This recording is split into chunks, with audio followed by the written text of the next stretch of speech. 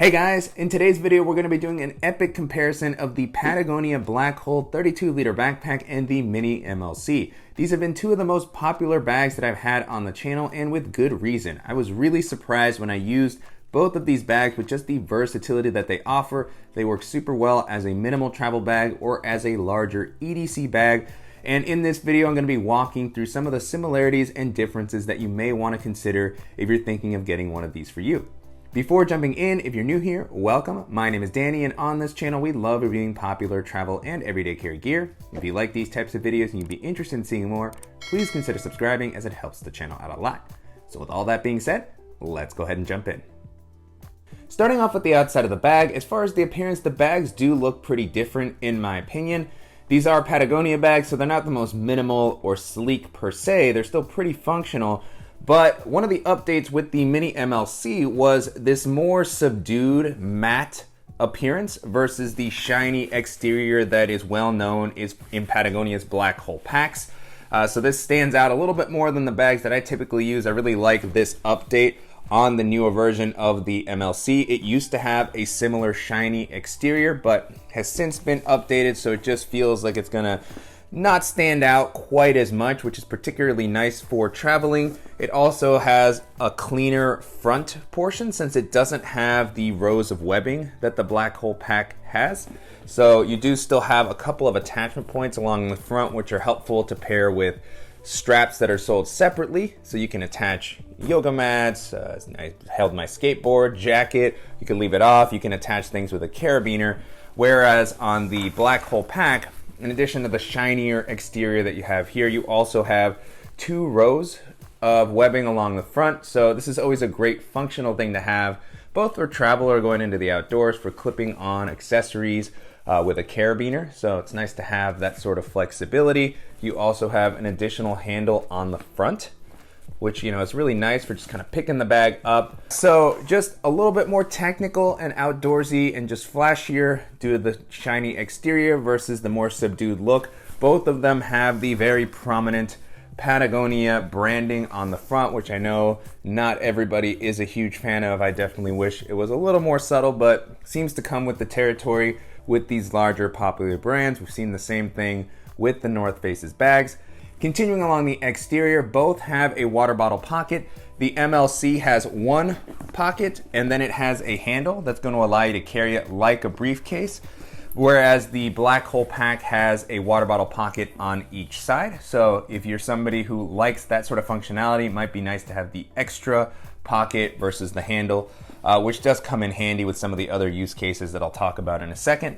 While we're talking about the side handle for the Mini MLC, I also wanted to call out that you have some additional attachment points. There's some webbing at the top and bottom of the handle, as well as on the other side near the water bottle pocket. So even though it doesn't have the same webbing along the front as the Black Hole pack, you still do have some attachment points for additional things that you want to carry.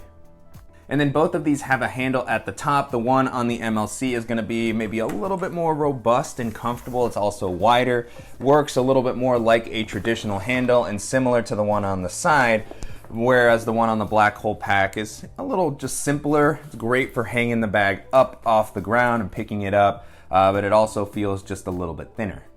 As far as the materials, both bags feel solidly built. I've always had good experiences with Patagonia's bags.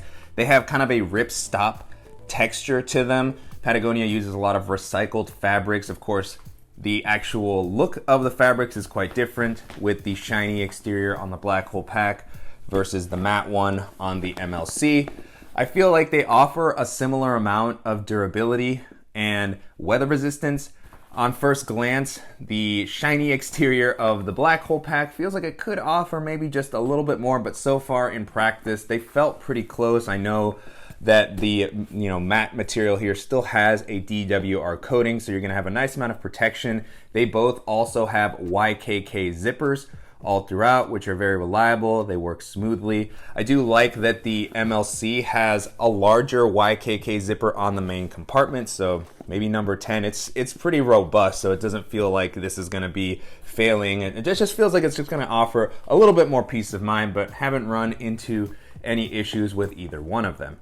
Moving into the capacity, the bags come in at 30 liters for the Mini MLC and 32 liters for the Black Hole Pack. So they're both a little bit large for EDC. They can still work. They're not so overwhelmingly big that it's kind of awkward to use them. But if you're a little shorter or you just prefer to have something smaller, that's something to keep in mind. The Black Hole Pack is offered in a 25 liter size. We've done an in-depth video for that if you want to check it out. And if you want to see a comparison between the two sizes of the Black Hole Pack specifically, let me know in the comments below.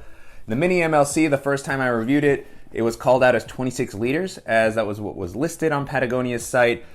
They've since updated the dimensions. I kind of checked those against Patagonia's site, and 30 liters does seem a little bit closer. And it is a very spacious bag. This has been one of my favorite minimal travel bags of the past year. I was so impressed with how well it worked. I've done it, in my in-depth video, you can see how I loaded this out. I also did a short showing why this is probably one of the best carry-on items that you can get, just with some of the features that it has. And so 30 liters is more than enough.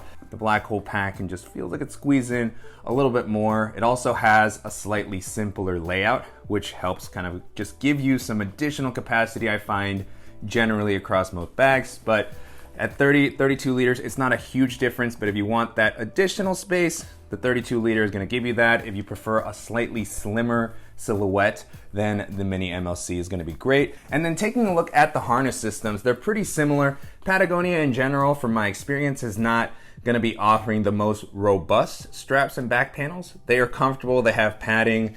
I've been fine wearing them for the use cases that I have, but they're just not going to have the same level of padding and support that you'll find in bags from Tortuga, Air, or even the North Face. They don't really have rigid frame sheets, at least the ones that I've tested out.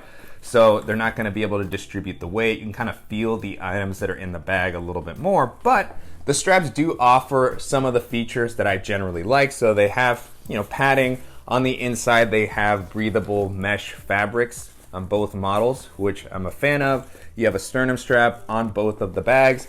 On the back paneling, I do think that the Mini MLC has a little bit of an advantage.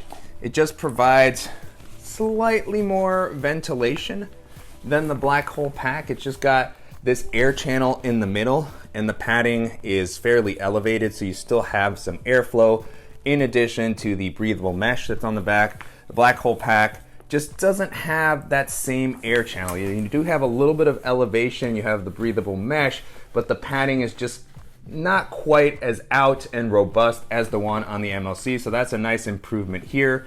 But it's not a huge difference. You're still going to be pretty comfortable with both. You'll just have maybe a slight advantage with the Mini MLC, and then here you have a luggage pass-through, so you're going to be able to rest this on a suitcase, which is always super helpful. Pairs nicely with the handle on the side, so you can place it down comfortably, whereas the Black Hole Pack doesn't have an official luggage pass-through per se, but this handle on the front can work. You can rest this on a suitcase. I was pretty excited that it ended up working. So in a pinch, if I'm traveling with a carry-on bag and something this size, which wouldn't always do, you can at least rest it on there and it's going to be pretty secure.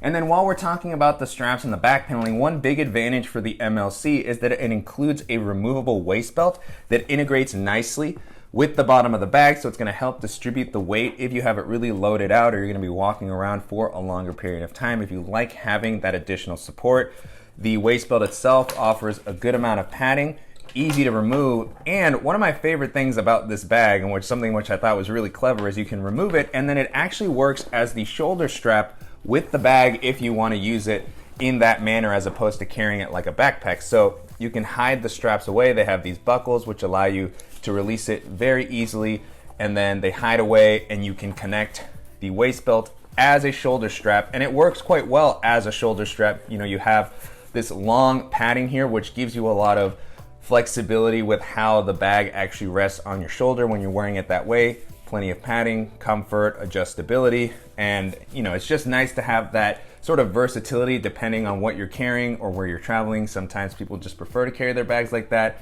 and if that's something that you like to have in your bags, then the MLC is going to be the only one between these two that can offer it. Jumping into the organizational options, both bags offer a nice variety of pockets without feeling overwhelming. At the top, they both have quick access pockets. The one on the MLC is a little more similar to some of the tech bags that we featured on the channel, like Air.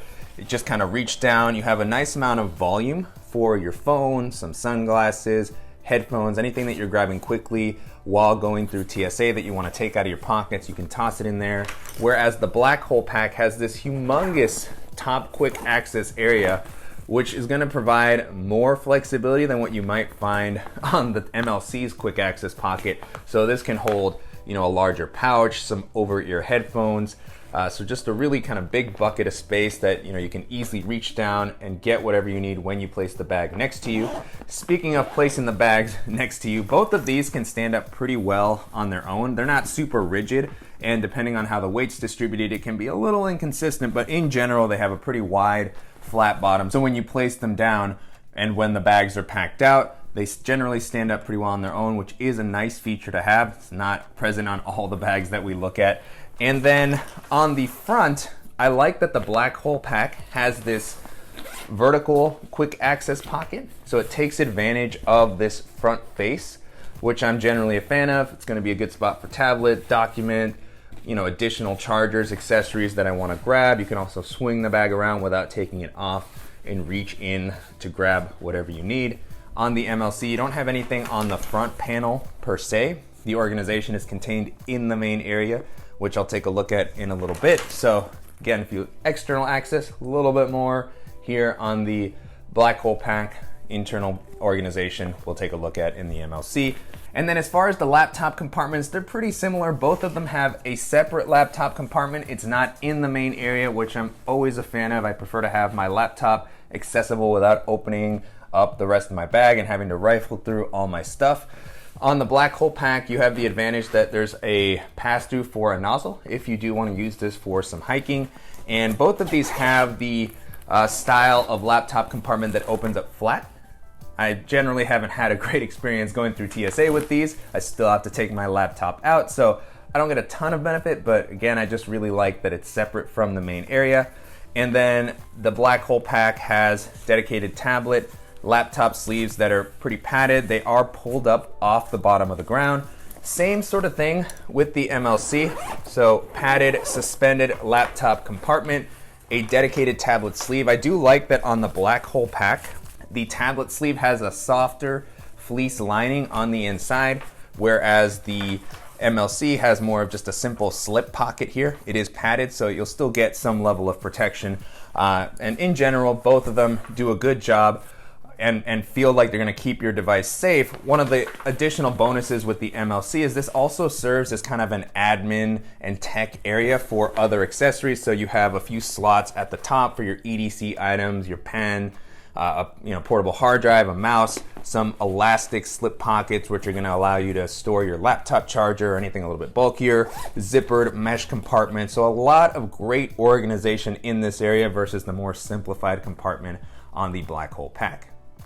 And then taking a look at the main compartment, pretty different here. The MLC has a full clamshell style opening, whereas the Black Hole Pack is more of a top loading bag. The zipper does come down a good amount, so you still have visibility and ease of packing, but the MLC is really gonna definitely shine there and makes sense as this is a travel focused bag. That is what MLC stands for, Max Legal Carry-On, I believe. And so you have this full opening here. You have a zippered mesh divider for your clothing area. So you have this very simple kind of larger space that's perfect for packing cubes, or if you don't want to use packing cubes, that's the benefit of having this sort of divider here. You can also roll this up and store it if you don't want to use it.